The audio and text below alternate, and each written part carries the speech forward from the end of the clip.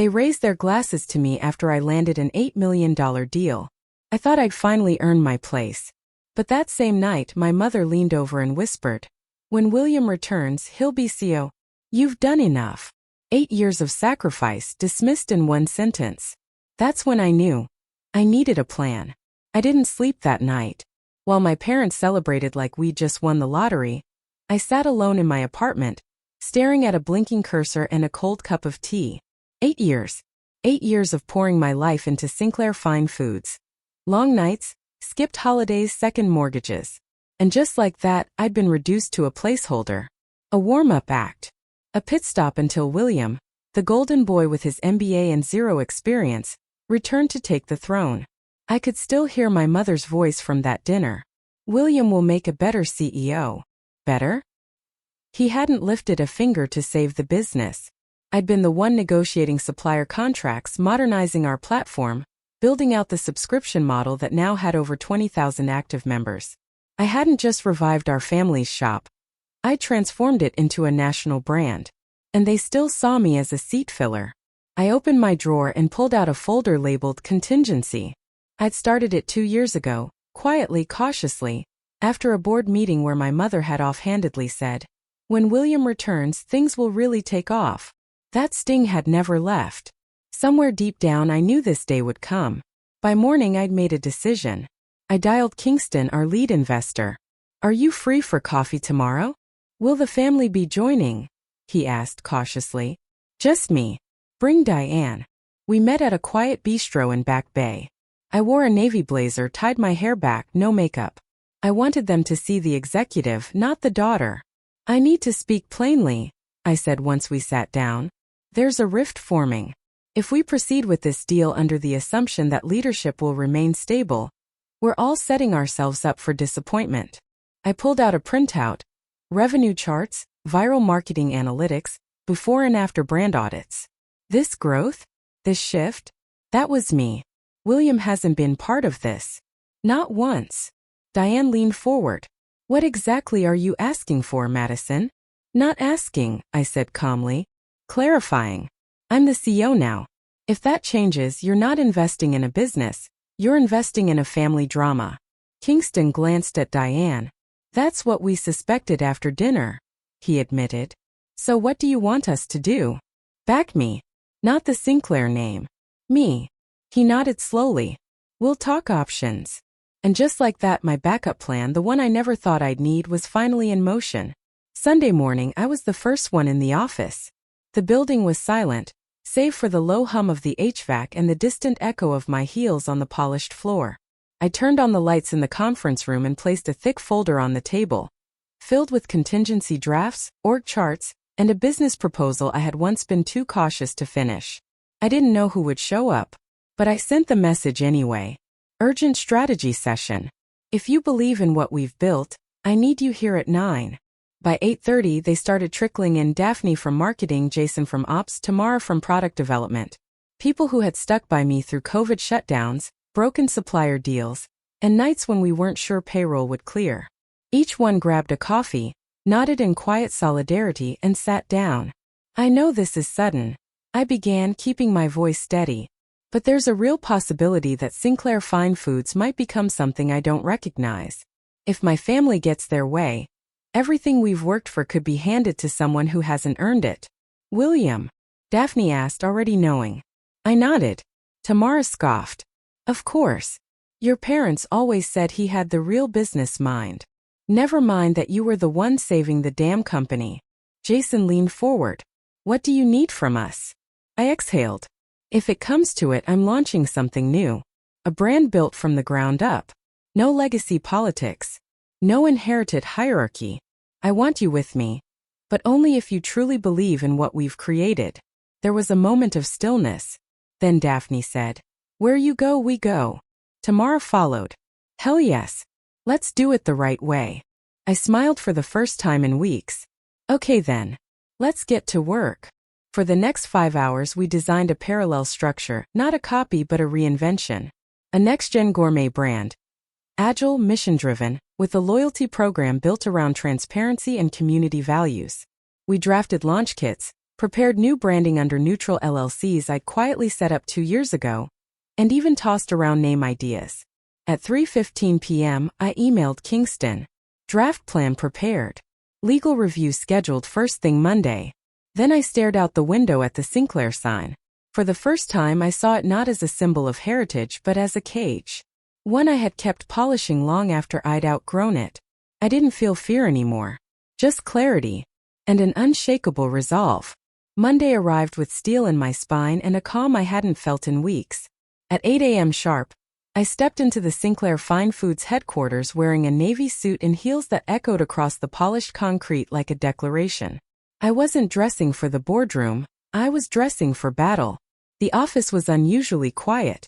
My parents were already in the conference room, seated across from each other with cups of tea in hand like this was just another Monday. William breezed in around 8:30, all charisma and cologne, slapping backs and tossing around compliments like confetti. He greeted staff by name, though I knew he'd forgotten most of them.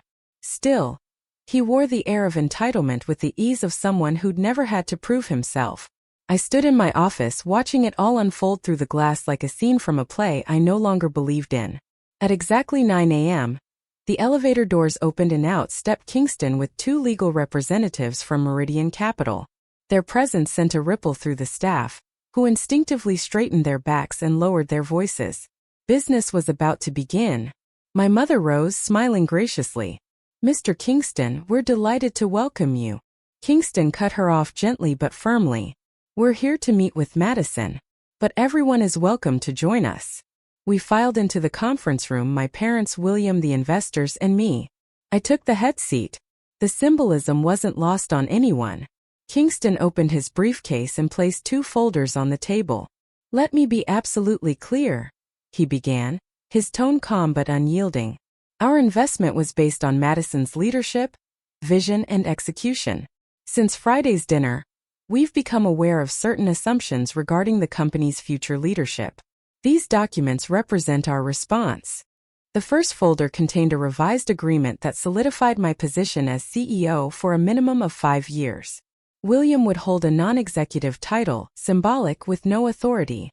The second folder held something else. A term sheet for a $10 million investment in a brand new entity. My entity. No Sinclair name. No family ownership. Just me as sole founder and CEO. My father's brow furrowed. My mother's smile faltered. William looked stunned, like the ground had shifted beneath him. "You'd really walk away from your family?" he asked, his voice tight. "No," I said evenly. "I'm protecting what I've built. You're trying to inherit something you didn't earn." Just then the door opened again. Daphne entered. Jason followed. Tamara stepped in behind them. Then more marketing, logistics, product dev. Almost the entire senior team. Silent. Loyal. Standing behind me. Kingston looked around the room and nodded. Seems Madison isn't the only one ready for change. The silence in the conference room was suffocating. You could feel the weight of every unsaid word pressing against the walls. My parents stared at the folders on the table like they were written in a foreign language. William looked from one investor to the next, waiting for someone to say this was all a bluff. But no one did. "I don't understand," my mother said finally, her voice brittle. "You'd really throw away everything we've built together?" The Sinclair name. I met her eyes. It was never about the name. It was about the people, the values, and the work. And that part. I built it. William scoffed. "This is about pride, isn't it? You're threatened that I'm finally stepping in." I laughed once, bitter and quiet. "Threatened? You weren't here when I mortgaged my condo to fund the e-commerce launch. You didn't stay up all night designing packaging, or take customer service calls when we had no team. You didn't save this business from collapse. You weren't even here." He looked away. Kingston leaned forward. "Let's be direct. Meridian's investment, our capital, our partnership, follows leadership. That leadership is Madison." The documents outline 2 paths. One continues with Sinclair Fine Foods under her control. The other creates something new, but still with her at the helm. He tapped the folders once deliberately. "You choose." My father opened the first folder, eyes scanning the terms. I could see the realization dawn in his expression. This wasn't just leverage. It was the new reality. Without me, they had no deal. No expansion. No future. My mother looked ready to protest again, but then the staff spoke. Daphne stepped forward. If Madison leaves, so do we. Jason nodded. We came for the brand, but we stayed for the leadership. Tamara added. You keep the name. We'll build the future. One by one, my team stood behind me. Not just physically, but professionally, emotionally. They were more than employees. They were my proof. That leadership isn't inherited. It's earned. My mother looked stunned. My father closed the folder and nodded slowly. We'll sign, he said at last. Madison remains CEO. William can join the company, but not lead it. William looked like he wanted to argue, but he didn't. Kingston leaned back satisfied. Good choice. Let's proceed. As the legal team began preparing the documents, I stepped out of the conference room for a moment. My heart was pounding, my hands trembling. Not from fear, but from release. 8 years of biting my tongue, working in the shadow of tradition, proving myself over and over again. Now the proof was undeniable. When I walked back in, Kingston stood and shook my hand. Congratulations, Madison. This isn't just business. It's leadership done right. And this time no one dared to disagree. The final signatures went down just after noon. The investment was secured. The roles were defined. The battle was over. But the aftermath had only begun. As the investors left, Kingston shook my hand again. You didn't just earn this, Madison. You commanded it. We'll be in touch next week to discuss rollout. He paused before stepping out. And for what it's worth, you handled that better than most seasoned CEOs I've worked with. Thank you, I said, my voice steady even as my pulse thundered in my ears. When the doors closed behind them, the office felt colder, quieter, like the echoes of everything that had just happened were still vibrating through the walls. My mother stood stiffly, her arms crossed. We only wanted what was best for the family. No, I replied gently but firmly. You wanted what was comfortable. That's not the same thing. William didn't speak. He gathered the folder labeled VP of Business Development and slipped it under his arm like it was a participation trophy. Then he left the room, not a single word to me or the team. I didn't follow him. Instead, I turned to my staff, the ones who had stood by me when it mattered. We did it, I said, my voice cracking with emotion. Thank you. For everything. Daphne smiled. We believed in you before anyone else did. Jason raised a hand. Now we get to build this on our terms. No more shadows. Just vision. That afternoon, the office transformed. It wasn't about celebration. It was about ownership, real ownership. People worked with renewed purpose. Ideas flowed. Meetings sparked with energy. For the first time in years, it felt like a team rowing in the same direction. Later, I stepped into my office and closed the door. I sat at my desk, staring at the company name printed on the glass wall. Sinclair Fine Foods. A name that no longer intimidated me. A name that would now reflect something new. My phone buzzed. It was a text from William. We'll see how long they follow you once the shine wears off. I stared at the message for a long moment, then deleted it. I didn't need to respond, because I already had my answer. That evening, I walked through the quiet building alone. The lights dimmed, the hallway filled with the faint hum of machines sleeping.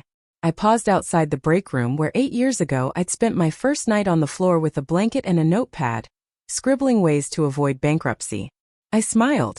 We were no longer in survival mode. We were building something lasting. Not a legacy I had inherited, but one I had earned word by word, risk by risk, day by day. 6 weeks after the investment deal was finalized, the company was nearly unrecognizable, in the best possible way. We'd launched 2 new product lines, organic spreads and zero-sugar condiments. Jason's logistics team had cut fulfillment time in half. Daphne's marketing strategy landed us a feature in a national lifestyle magazine. Our e-commerce traffic doubled in a month. But it wasn't just numbers. It was culture. Team members who used to tiptoe around my parents now spoke freely, contributing ideas without fear of being dismissed. The energy was different, faster, sharper, more collaborative. I held weekly open forums with the staff, inviting feedback, challenges, and vision. We built a wall-sized idea board in the lounge titled Next Moves. where anyone could post concepts for expansion. The board filled quickly, with plans for influencer partnerships, charity campaigns, even international shipping. For the first time, everyone felt like a stakeholder. And yet, despite the progress, some shifts were harder. My relationship with my parents had settled into a polite distance. My father visited the office once a week to check in as a brand ambassador, but he mostly kept to himself, careful not to interfere. My mother hadn't returned since the day of the meeting. I tried not to take it personally. Some people weren't built to witness their assumptions being dismantled. William, now officially our VP of Business Development, maintained a minimal presence. He showed up for scheduled meetings but offered little input, often appearing distracted or annoyed. His name carried weight externally, but inside the company, it carried resentment. I didn't push him out. I didn't need to. He was making himself irrelevant. One afternoon, I found him in the conference room, scrolling his phone while a strategic planning session buzzed around him. I pulled him aside afterward. If you want to lead something here, start by showing up for it. He looked at me flatly. It's hard to lead when the entire company worships you. They don't worship me, I said calmly. They follow leadership that listens and delivers. He said nothing, just walked away. That night, I received an email from Kingston. Just read your Q2 report. Exceptional progress. Meridian is preparing a secondary investment offer. This time under your sole equity structure. Let's talk next week. I sat back in my chair, the screen glowing softly. No shared names. No shared credit. Just me. And what I'd built. Later that evening, as I left the office, I passed the break room idea board. Someone had added a sticky note in bold handwriting. Lead like Madison. It wasn't praise I needed, but it was the proof I had been looking for all along. 2 months later, our third distribution deal was finalized with a major West Coast chain. The buzz was building. Industry forums mentioned us as the breakout food brand of the year.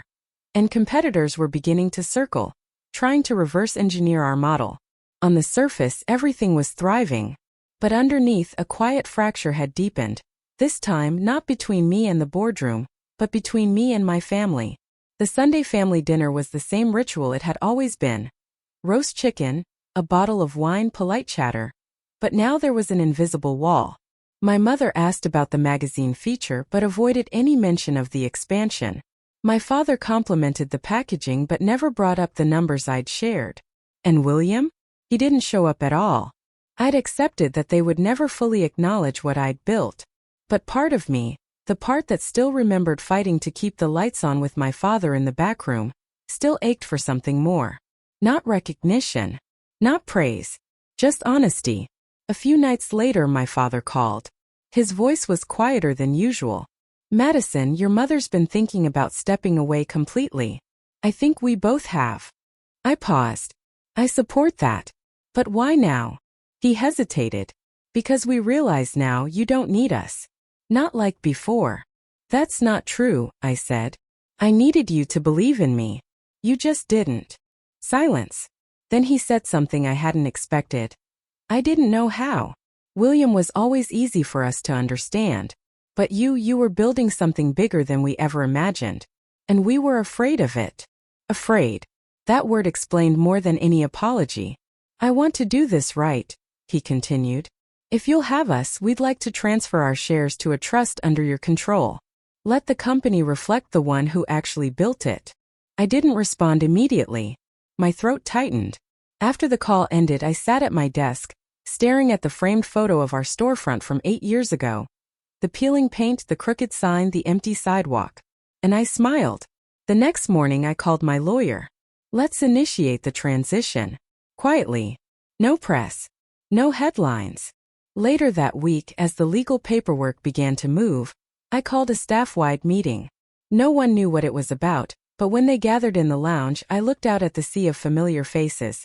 Daphne, Jason, Tamara, even Jorge from maintenance, and said, as of this week, Sinclair Fine Foods is now majority owned by its leadership team. Not just me.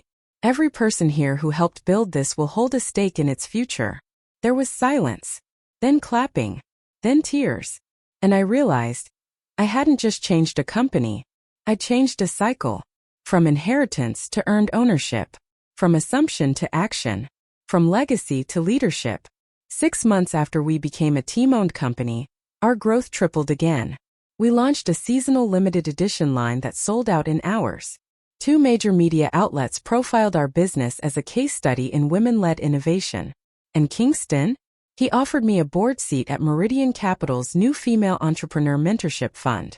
But beyond all the numbers, accolades, and titles, the biggest change was harder to quantify. It was how I walked into the office each morning. No longer with a chip on my shoulder or a silent hunger for approval, but with clarity, calm, confidence. The burden of needing to prove myself, to my parents, to my brother, to the ghosts of tradition, was gone.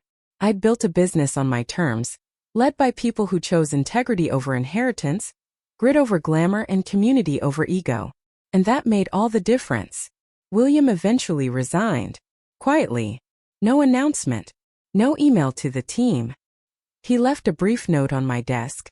Guess it was never mine to lead. I didn't reply. Some lessons arrive late. But they arrive all the same. My parents downsized to a cottage upstate. We still talk, cordial, not close. And that's okay. Some relationships don't need repair. They just need respectful distance. But one day a small box arrived at the office. No note, just my name on the top. Inside was the original Sinclair Fine Foods ledger. Yellowed pages, handwritten costs, and recipes in my mother's looping cursive. Taped to the inside cover was a photo of me, age 12, standing at the shop's original counter, grinning, apron too big. That night I placed the ledger on the shelf in my office. Not as a trophy, but as a reminder. That I didn't steal the legacy. I shaped it, transformed it, made it my own. A month later, I was invited to speak at a business school conference on second-generation entrepreneurs. I stood before hundreds of students, many of whom would one day face similar crossroads. Family expectations, sibling rivalry, outdated succession plans. I began with this. Leadership isn't inherited. It's earned in the dark, in the doubt, in the decisions no one sees. And sometimes the greatest success isn't proving others wrong. It's building something so right, it speaks for itself. When I walked off the stage, a young woman stopped me. My parents think my brother should run our family business someday, she said quietly. But I've been doing everything.